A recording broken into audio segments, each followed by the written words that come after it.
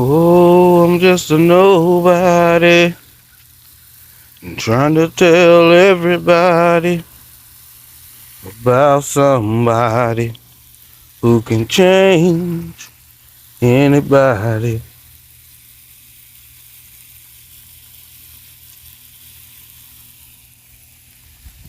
Good morning, family. Good morning. Just out here doing some water.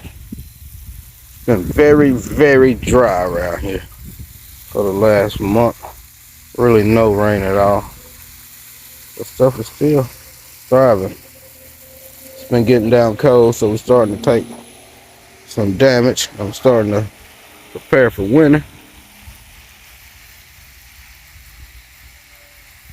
Trying to get stuff saturated pretty good.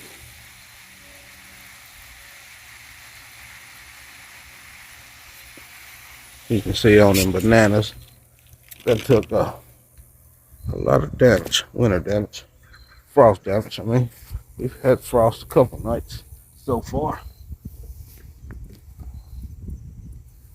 Right there, getting this hose. And we ain't got no rain, so haven't had rainwater. So I have to use the hose. I don't like it, but at this point I don't think they mind. As long as they get them a drink. And you can see it took some frost damage on these bananas, and these are the Mitsubishi, the Japanese fiber banana. Very cold hardy. I think all the way down to zone 6.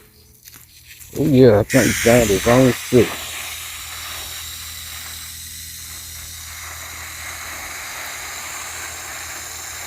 Some figs I'm not worried about. We still got some figs on the link here. I'll take that in a second and show you. Still got some figs on that violet day bar though. For her loveliness. Still got some grapes on that Carlos muscadine. It's been a strange year. By this time of the year, usually everything's been harvested and everything just lost their leaves already by now. And waiting for winter. This year's no. Everything pretty much still got their leaves, taking a little frost damage on the leaves from the frost, but hey, be expected. And you can see that Olympian, she is still pumping out figs.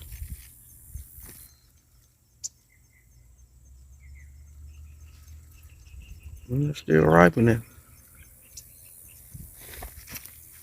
This one don't look all that hot.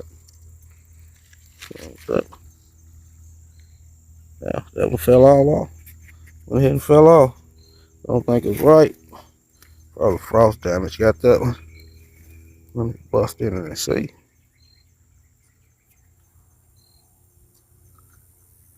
Yeah, not right. Not right. Frost got it. So, lost that one. This is Violet Day Bordeaux. All these figs are probably not going to get the taste.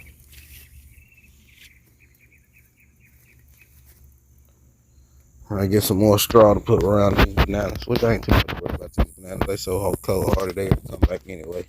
Even though I just transplanted these here the beginning of spring. These Mitsubishi, the fiber bananas. I have some more. Let me see these Carlos muscadines. They still pushing out fruit. Still fruit everywhere. And I harvest off this thing like 5 times and it's still fruit everywhere. But like I was saying, these is more a jelly and jam type grape.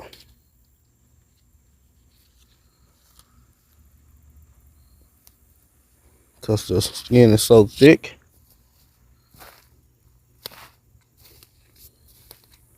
And you see that's some papayas. They taking some damage.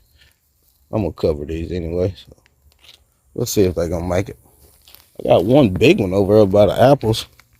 And I put some wood chips around the base of it, but nothing around the top, and it has not taken any damage. at all.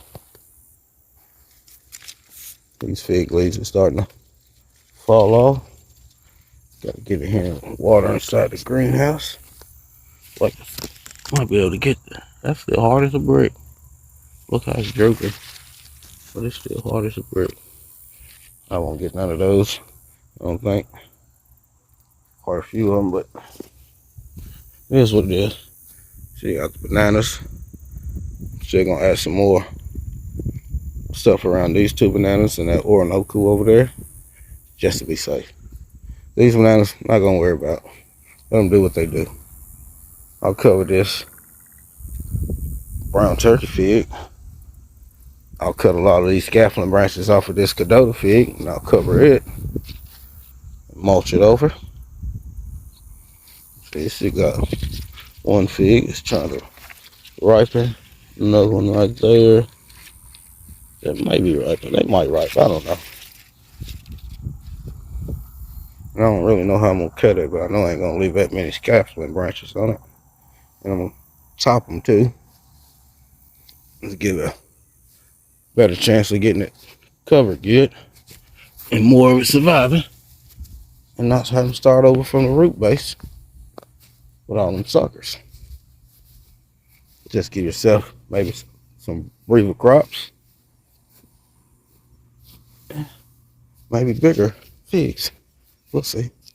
We will see.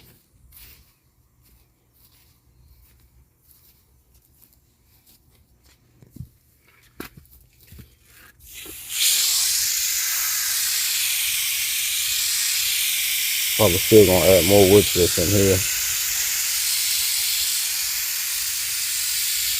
Everything's looking all right. All of a sudden, one of my lemon, it's not looking too right. I think it's in a transplant shop. So when I put it in the ground, chop most of its leaves, maybe it'll bounce back. That's something right there. Even this, the big 6-year-old seed grown lemon right there that I'm watering, it took some transplant damage. And that's the cost you pay when you want to do more to protect them during the winter. I put them in here maybe a month ago now. Trying to get them acclimated in the ground before it actually got really too cold. That was my thinking. I think I damaged the root ball on that Myers lemon when I transplanted. So went in the shop. That's what I'm thinking.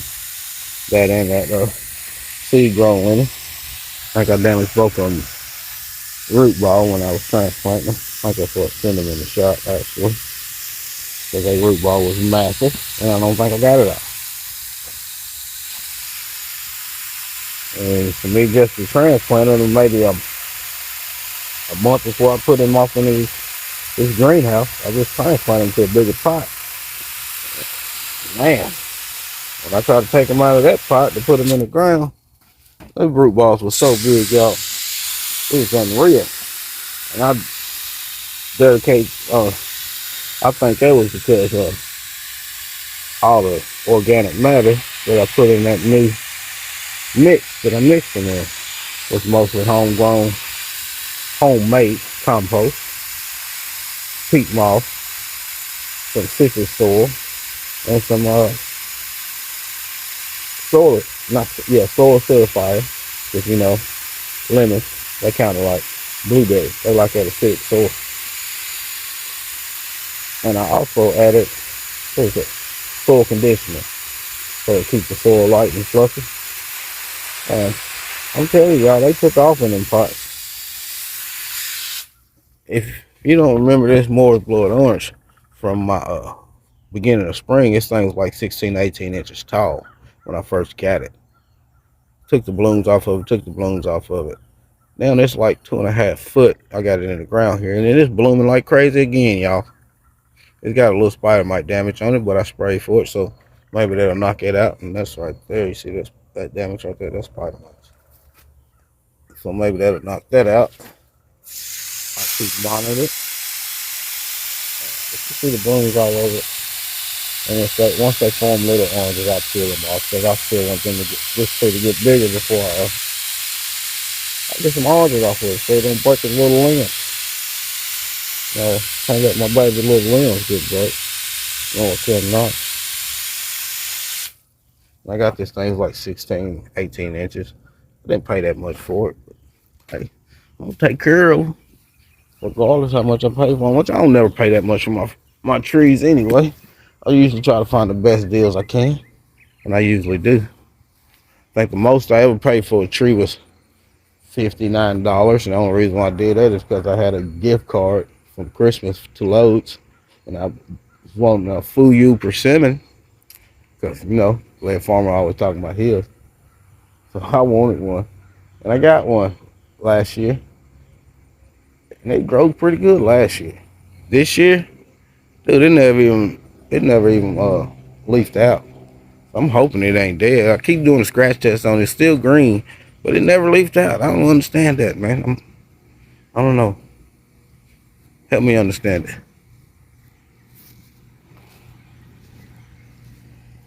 Carrots here, they need to be probably pulled. Some little bitty.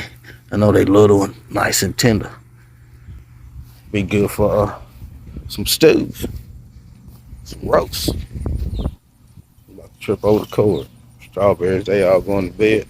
This whole bed next year will be nothing but strawberries. Won't grow nothing else in it. It'll be strawberry bed.